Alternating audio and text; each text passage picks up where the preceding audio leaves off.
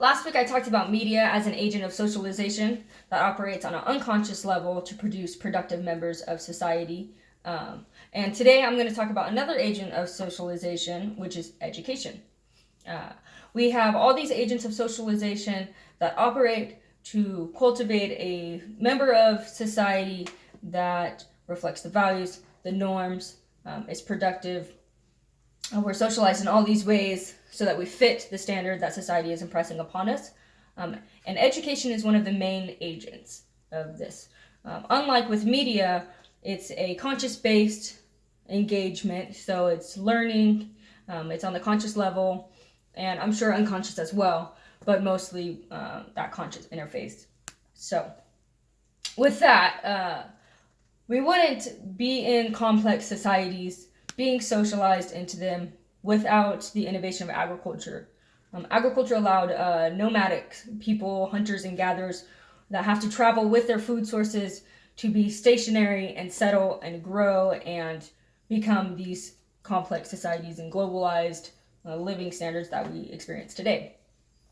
So, I think it's only logical that gardening and agriculture is a staple of education and the experience of education, just like math, science, language arts, and history, and these core subjects that we learn from kindergarten through graduation. Because without agriculture, we wouldn't be in these systems in the first place. It's essential knowledge that should not be just on a knowing basis, but a know-how basis.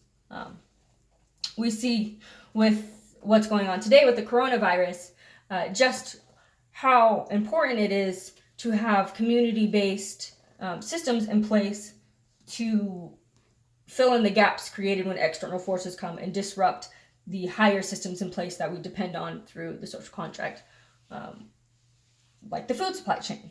Right now, the food supply chain is clogged.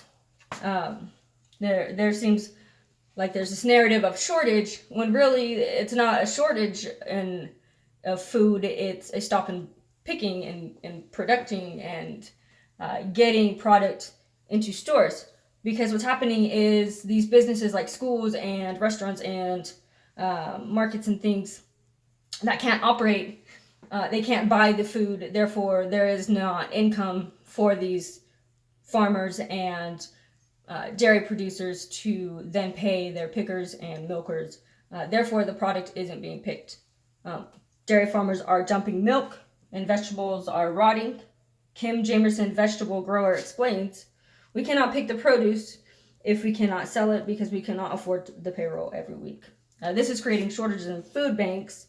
The CEO of Feeding America reported a 35% reduction in donation stream from retail.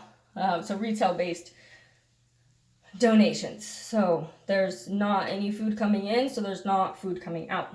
But teacher Peter Davis in Charlottesville has been able to provide 2,000 pounds of produce for his community through the high school's urban farming program. So this is a program that's been in place. It's been thriving. Now we're in a situation where an external force has come, created this clog in one of our social institution systems with the food supply chain. Yet here we have this high school teacher who's able to still provide for his community on a personal level when these higher up entities are not.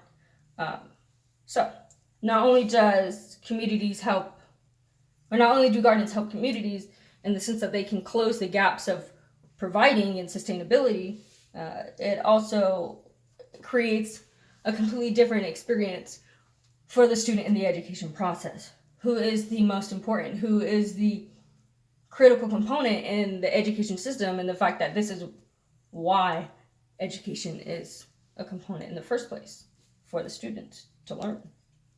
So students spend 180 days a year in school, 5 days a week, which is roughly 15% of their lifetime.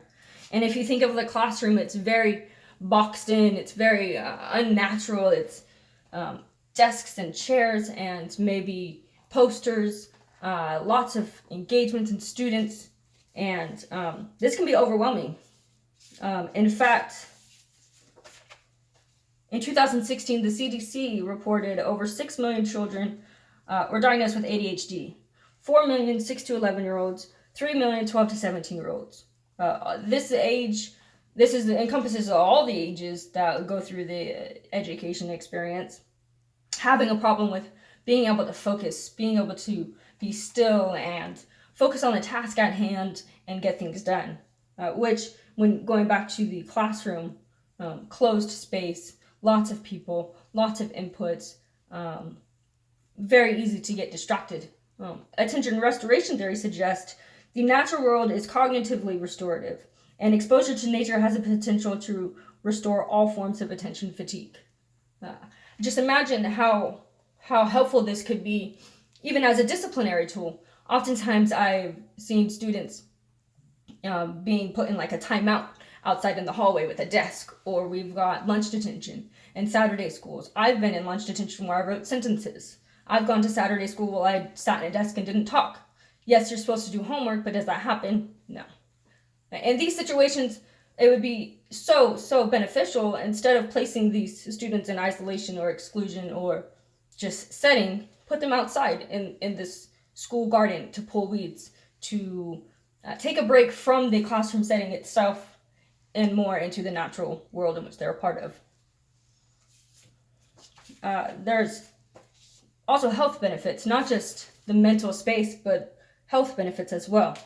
A meta-analysis published in Preventative Medicine reports state, of the 22 cases studied, 7 studies focused on daily gardening and found reduction in stress and BMI, as well as an increase in overall health and life. So children are spending so much time in schools, so much time in this structured, socialized environment meant for this man-made, created existence, and it's all for this goal of learning and being educated. But we can create a space that puts them back, even in the disciplinary sense, back into a natural realm, back into a place where their attention can be regained and their overall health is benefited from. Better general health and life. I mean, just 10 minutes a day, 30 minutes a day, let alone the fact that there's an opportunity to shift the way learning is engaged with. In Elise Roy's TED Talk titled, "When We Design for Disability, We All Benefit," a process of design thinking is described, which is taking all the disciplines and utilizing multiple disciplines to gain multiple perspectives for multiple solutions.